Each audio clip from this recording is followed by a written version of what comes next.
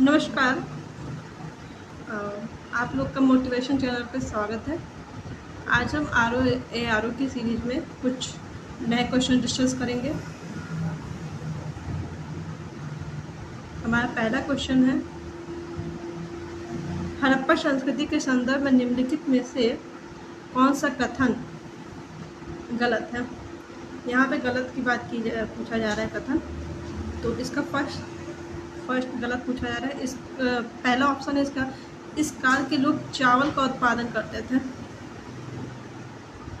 चावल का उत्पादन करते थे। सेकंड पर है, उत्तर हड़प्पा काल में अग्नि पूजा की परंपरा चली थी, इसके लिए मंदिरों का निर्माण किया गया था।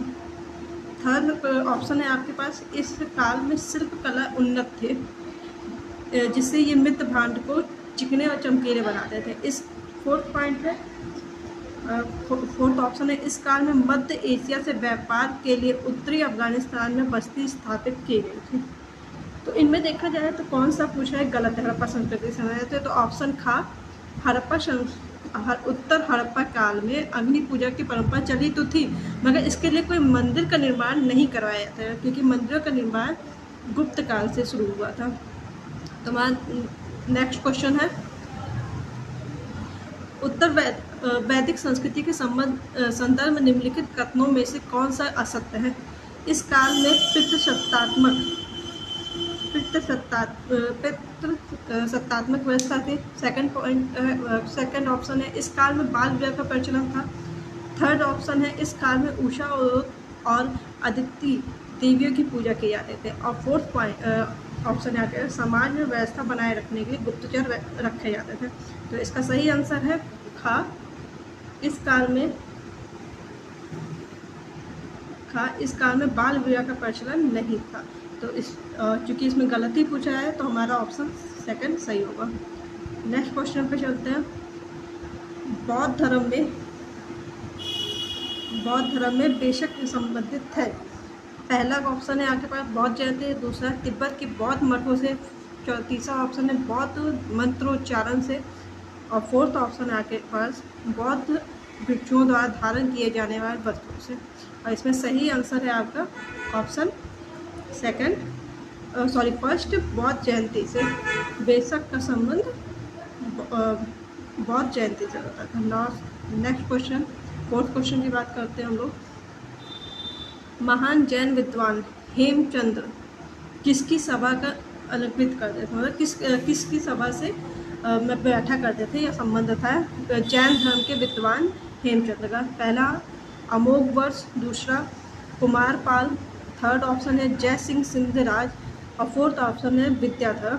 तो इनमें से हम जानते हैं जैन धर्म के हेमचंद्र जी का संबंध जो है कुमार गुप्त से था। तो ऑप्शन हमारा खास सही होगा। नेक्स्ट क्वेश्चन पे चलते हैं। क्वेश्चन नंबर 5, नादिर शाह का आक्रमण। नादिर शाह जो कि अफगान शासक अफगानिस्तान के एरिया से आया था। अब नादिर शाह का आक्रमण निम्नलिखित में से किस मुगल बादशाह के समय हुआ था। ये मेडवल के मध्यकालीन इतिहास की बात हो रही है। पहला ऑप्शन है बहादुर शाह द्वितीय, first, second Farrukh Siyar, third option है आपके पास मोहम्मद शाह, और फोर्थ ऑप्शन औरंगजेब। इनमें जो सही आंसर है आपका है वो है थर्ड ऑप्शन मोहम्मद शाह को रंगीला बादशाह भी कहते थे। इनका टाइम पीरियड था 1719 से 1748 में। ओके, नाउ नेक्स्ट क्वेश्चन चलते हैं। याडाबू की संधि किसके बीच हुई थी। याडाबू की संधि, पहला ऑप्शन है ब्रिटेन और नेपाल के बीच है, सेकंड ऑप्शन है ब्रिटिश और अफगानिस्तान के बीच में, थर्ड पॉइंट है ऑप्शन है क्या ब्रिटिश तथा भूटान के बीच में, और फोर्थ ऑप्शन है आपके पास ब्रिटिश और बर्मा के बीच में। तो इसका सही ऑप्शन है ऑप्शन घ, ब्रिटिश और बर्मा के बीच में ये संधि की गई थी। नेक्स्ट क्वेश्चन नंबर 7 पे हम बात करते हैं। भू राजस्व व्यवस्था में रैयतवारी बंदोबस्त का प्रारंभ किसके द्वारा किया गया था। पहला है हेनरी डूडस, दूसरा है ऑप्शन है आपके पास अलेक्जेंडर रीड, तीसरा ऑप्शन है आपके पास डेविड रिकार्डो और फोर्थ ऑप्शन है मॉन्ट स्कूटर एलिफेस्टन। इसमें आपका सही ऑप्शन है ऑप्शन खा Alexander read. Next question, question number 8। Question number 8 में है बुमला दर्रा। बुमला दर्रा कहाँ अवस्थित है? पहला ऑप्शन है सिक्किम, दूसरा अरुणाचल प्रदेश ऑप्शन है आपके पास, थर्ड ऑप्शन है हिमाचल प्रदेश और फोर्थ ऑप्शन है उत्तराखंड। तो इसका सही ऑप्शन है ऑप्शन खा Arunachal Pradesh. Now next question, question number 9। Ritchie archipelago और लेब्रिरिथ द्वीप समूह, रिची आर्गी पिल्गो और लेब्रिरिथ द्वीप समूह किस द्वीप समूह के भाग हैं? पहला है ऑप्शन है आपके बंगाल की खाड़ी द्वीप समूह, दूसरा ऑप्शन अरब सागर, चौथा ऑप्शन है कच्चा थीबू, फोर्थ ऑप्शन है इनमें से कोई नहीं। तो इन दोनों महाद्वीपों इन दोनों द्वीपों का समूह बंगाल की खाड़ी के द्वीप समूह से है। Next question, question number 10। निम्नलिखित में से कौन सी नदी पश्चिम की ओर बहती है? ठीक है, जैसे भारत के मैप की बात की जाए तो इसमें ये हो गया इस भारत का ईस्ट एरिया और ये हो गया वेस्ट। तो ये पूछ रहा है इनमें से कौन सी नदी, इन चारों में से कौन सी नदी पश्चिम की ओर गिर रही है, बह रही है, इस साइड की ओर गिर रही है। तो पहला ऑप्शन है गोदावरी, दूसरा है पेरियार, तीसरा है तुंगभद्रा और फोर्थ है कावेरी। तो इसका सही आंसर है पेरियार। पेरियार रिवर जो है केरल में बहती है और ये पश्चिम की ओर प्रवाहित होती है। नेक्स्ट है, नेक्स्ट क्वेश्चन है न्यूएरा व डिंका क्या है? न्यूएरा व डिंका क्या है? पहला ऑप्शन है नाइजीरिया के कोयला क्षेत्र, दूसरा ऑप्शन नाइजीरिया की जाति, चौथा ऑप्शन है नाइजीरिया के आतंकवादी संगठन और फोर्थ ऑप्शन है दक्षिण सूडान की दो सबसे बड़ी जाति समूह। तभी हाल ही में कुछ विवाद चल रहे थे जिनकी वजह से ये दोनों की नाम आए दिन पेपर में आए थे। तो इन दोनों का संबंध जो है दक्षिण सूडान के सबसे बड़ी जनजाति समूह से है। तो ऑप्शन डी इसमें सही है। नेक्स्ट क्वेश्चन, निम्नलिखित में से किस पर्वत में बहिर्वर्धित ज्वालामुखी नहीं पाए जाते? यहाँ पे ज्वालामुखी की बात हो रही है कि इनमें से किसमें ज्वालामुखी नहीं पाए जाते। तो ऑप्शन है पहला अलास्का, पहला ऑप्शन है आपका अलास्का, सेकंड ऑप्शन है आपका रॉकी, थर्ड ऑप्शन है एंडीज और फोर्थ ऑप्शन है हिमालय। तो ज्वालामुखी की बात हो रही है कि जहाँ पे ज्वालामुखी नहीं पाए जाएंगे। अलास्का में ज्वालामुखी पाए जाते हैं, रॉकीज में भी ज्वालामुखी पाए जाते हैं, एंडीज पर्वत में भी जैसे कोटापैक्सी पाया जाता है। बट हिमालय ऑप्शन हाँ, हिमालय में कोई भी ज्वालामुखी क्षेत्र नहीं पाया जाता। नेक्स्ट क्वेश्चन है निम्नलिखित मैदानों में से कौन सा चूना पत्थर स्थला आकृति से संबंधित है? पहला है बहादा मैदान, दूसरा है जलोढ़ मैदान, तीसरा है कास्टर मैदान, चौथा है पेने मैदान। अब इनमें से चूना पत्थर के लिए ऑप्शन सी कास्टर मैदान फेमस है। नेक्स्ट क्वेश्चन है ग्रेबेन निम्नलिखित में से किस स्थला आकृति संबंधित है? ग्रेबेन जो है किस स्थला आकृति संबंधित है? पहला ऑप्शन है ग्लेशियर, दूसरा है रिफ्ट घाटी, तीसरा है ज्वालामुखी विस्फोट और चौथा है नवीन वलित पर्वत। तो ग्रेबेन जो है का संबंध जो है आपके ऑप्शन गा ज्वालामुखी विस्फोट से संबंधित है। नेक्स्ट क्वेश्चन है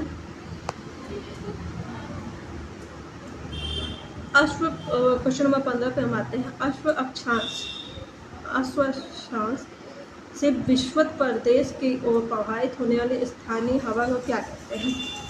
ठीक है, ऑप्शन था पछुआ हवा, सेकंड व्यापारिक हवा, तीसरा डोलड्रम हवा और ऑप्शन 4 पूर्वा हवा। तो इसका सही ऑप्शन है व्यापारिक पवने, इनको ट्रेड विंड या व्यापारिक पवने कहते हैं। हिम झंझावत निम्नलिखित में से किस क्षेत्र की विशेषता है? हिम मीन्स बर्फ, झंझावत मीन्स बारिश होना, एक तरह से देखा जाए बर्फ की बारिश होना। पहला है भूमध्य रेखीय प्रदेश, दूसरा है उष्णकटिबंधीय प्रदेश, तीसरा है अंटार्कटिक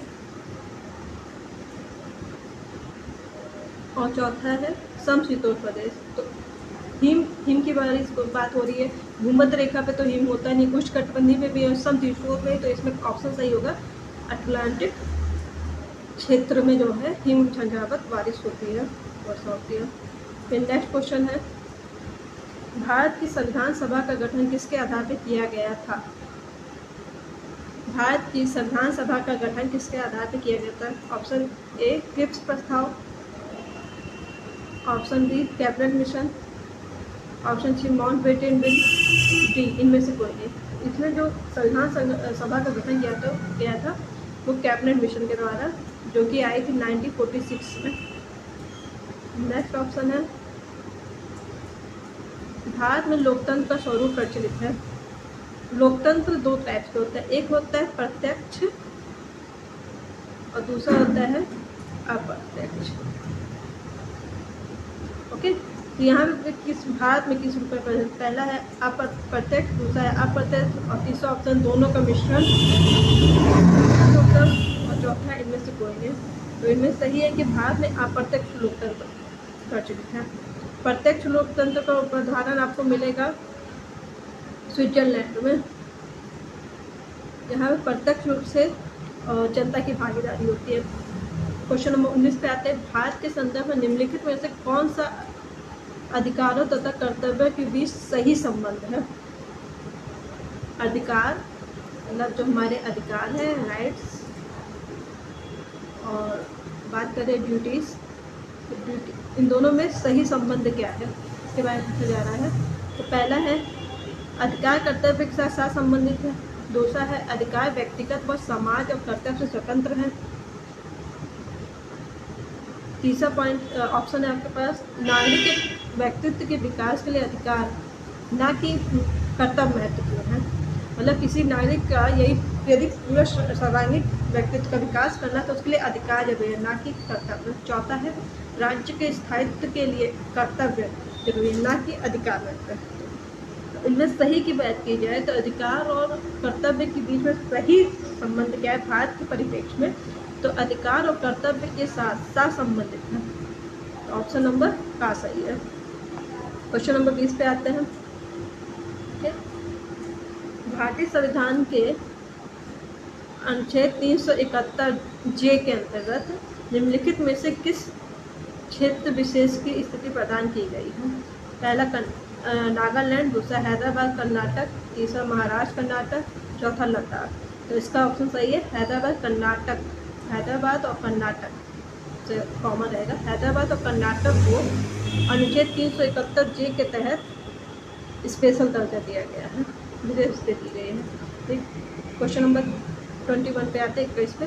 भारत के संविधान के अनुच्छेद 352 के अधीन आपात की घोषणा केवल किसके दौरान की जा सकती है? पहला ऑप्शन है युद्ध, बाह्य आक्रमण या आंतरिक विद्रोह के आधार पर। दूसरा ऑप्शन है युद्ध, बाह्य आक्रमण या सशस्त्र विद्रोह के आधार पर। तीसरा है राज्य के संवैधानिक तंत्र की विफलता के आधार पर। और चौथा ऑप्शन देश में वित्तीय अस्थिरता के आधार पर। तो अनुच्छेद 352 के तहत आपातकाल की घोषणा केवल बाह्य युद्ध, बाह्य आक्रमण या सशस्त्र विद्रोह के आधार पर किया जाता है। तो ऑप्शन नंबर हाँ हमारा सही है। Next question number 22। स्थानीय स्वशासन की सर्वोत्तम व्याख्या की जा सकती है एक प्रयोग है संघवाद। स्थानीय स्वशासन जैसे पंचायत, ग्राम स्तर पंचायत होते हैं, उसकी बात हो रही है। उसको किस तरह से सबसे अच्छी व्याख्या? पहला है संघवाद, दूसरा है लोकतांत्रिक विकेंद्रीकरण, तीसरा है प्रशासनिक प्रत्यायोजन, चौथा है प्रत्यक्ष लोकतंत्र। तो इसकी स्थानीय स्वशासन की सर्वोत्तम व्याख्या लोकतांत्रिक विकेंद्रीकरण से सबसे अच्छी व्याख्या से की जा सकती है। क्वेश्चन नंबर 23 पे आते हैं हम लोग। 10वीं अनुसूची भारतीय संविधान में टोटल वर्तमान में 12 अनुसूचियाँ हैं, उन्हीं में ये अनुसूची 10 की बात कर रहा है। 10वीं अनुसूची के तहत निरर्हता मतलब जो योग्य नहीं है उस मामले का निपटान निम्नलिखित में से कौन करता है, कि कोई संसद का सदस्य योग्य है कि नहीं है, इस मामले में कौन इसकी जांच करता है। पहला राष्ट्रपति, दूसरा निर्वाचन आयोग, तीसरा सदन का अध्यक्ष सभापति, चौथा ऑप्शन है सुप्रीम कोर्ट मतलब उच्चतम न्यायालय। तो इस मामले की जो जांच करता होता है वो उस सदन का, जिस भी सदन, चाहे लोकसभा हो चाहे राज्यसभा, उस सदन का अध्यक्ष या सभापति द्वारा किया। तो ऑप्शन गा इसका सही है। नेक्स्ट क्वेश्चन 24, लोकपाल संस्था के सृजन के अनुशंसा सबसे सर्वप्रथम किसके द्वारा की गई थी? लोकपाल, जिसके लिए अन्ना हजारे ने काफ़ी अनशन किया था। तो इस संस्था के सृजन की, इसको स्थापित किया है, भारत में भी इसकी स्थापना की है, ऐसा कोई संस्था बनाया गया है। तो इसके लिए सबसे पहले व्याख्या किसने की थी? ऑप्शन ए विधि आयोग, ऑप्शन बी संस्थानम आयोग समिति, ऑप्शन सी सह आयोग, ऑप्शन डी मतलब भाग, ऑप्शन प्रशासनिक सुधार आयोग। तो इसकी सर्वप्रथम अनुशंसा प्रशासनिक सुधार आयोग, इसको शॉर्ट फॉर्म में ARC रिपोर्ट कहते हैं।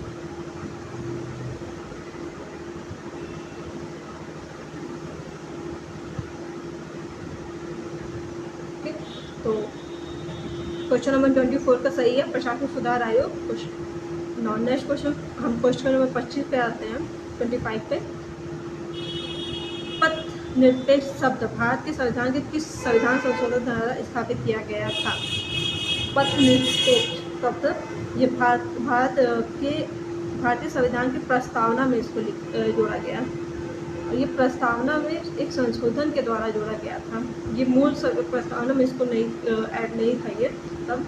तो इसका पहला ऑप्शन है 44वें संविधान संशोधन, दूसरा 52वें संविधान संशोधन, तीसरा पॉइंट है 42वें संविधान संशोधन, और चौथा पॉइंट है 34वें संविधान संशोधन। तो इसका सही है पथ निरपेक्ष शब्द आपका 42वें संविधान संशोधन द्वारा जोड़ा गया था। क्वेश्चन नंबर 26, लॉरेंस वक्र से मापा जाता है। लॉरेंस वक्र कुछ इस टाइप से बनता है, इससे मापा जाता है, ठीक है। पहला ऑप्शन है रोजगार, दूसरा है बेरोजगारी, तीसरा है करदाता, चौथा है आय में असमानता। तो लॉरेंस वक्र का संबंध आय में असमानता से या आय में विषमता से मापा जाता है लॉरेंस वक्र द्वारा।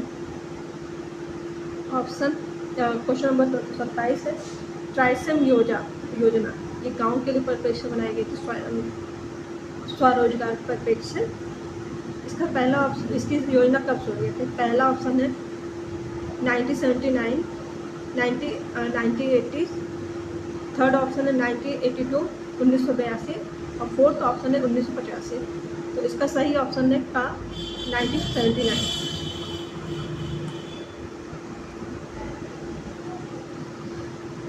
क्वेश्चन नंबर 28, क्षेत्र ग्रामीण बैंक की स्थापना की गई थी। क्षेत्र ग्रामीण, पहली बार क्षेत्र ग्रामीण बैंक की स्थापना की गई थी। ऑप्शन ए 1 जनवरी 1982, ऑप्शन बी 2 अक्टूबर 1975, ऑप्शन सी 3 जुलाई 1982, ऑप्शन 4 1 फरवरी 1964। तो क्षेत्र ग्रामीण बैंक की स्थापना 2 अक्टूबर 1975 को की गई थी। नेक्स्ट क्वेश्चन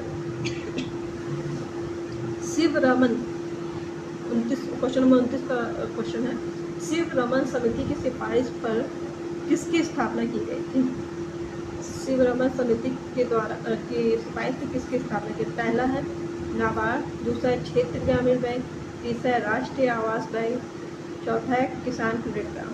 तो शिव रमन समिति की सिफारिश पर नाबार्ड बैंक की स्थापना की गई थी। 12 जुलाई 1982 को नाबार्ड की स्थापना की गई थी। नेक्स्ट क्वेश्चन, ये हमारा आखिरी क्वेश्चन है आज की डेट पे। ट्रेजरी बिल जारी करती है, पहला भारत सरकार के द्वारा इसको जारी किया जाता है, दूसरा है रिजर्व बैंक RBI द्वारा, तीसरा है सरकार के लिए RBI के द्वारा, और चौथा है RBI के लिए सरकार के द्वारा।